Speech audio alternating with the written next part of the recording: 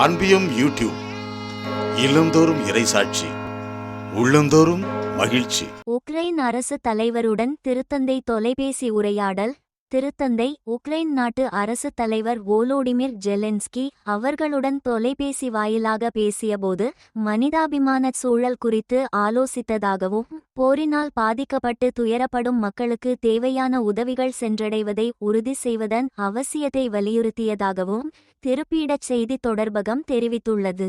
அனைத்துலக சமூகத்தின் அர்ப்பணிப்பு மற்றும் ஒத்துழைப்போடு உக்ரைன் நாட்டில் இடம்பெற்று வரும் மோதல்கள் கூடிய விரைவில் முடிவுக்கு வர வேண்டும் என்றும் ஒரு நீதியான மற்றும் நிலையான அமைதி நிலைநாட்டப்பட வேண்டும் என்றும் மீண்டும் ஒருமுறை நம்பிக்கை தெரிவித்துக் கொண்டார்.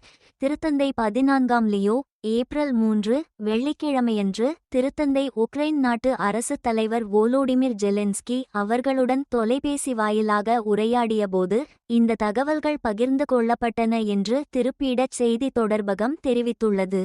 நட்பு ரீதியிலான அந்த உரையாடலின் போது திருத்தந்தை உயிர்ப்பு பெருவிழா வாழ்த்துக்களை தெரிவித்துக் கொண்டதுடன் உக்ரைன் மக்கள் மீது தாம் கொண்டுள்ள நெருக்கமான அன்பையும் ஆதரவையும் மீண்டும் உறுதிப்படுத்தினார் என்று திருப்பீடச் செய்தி தொடர்பகம் வெளியிட்ட அறிக்கையொன்றில் குறிப்பிட்டுள்ளது.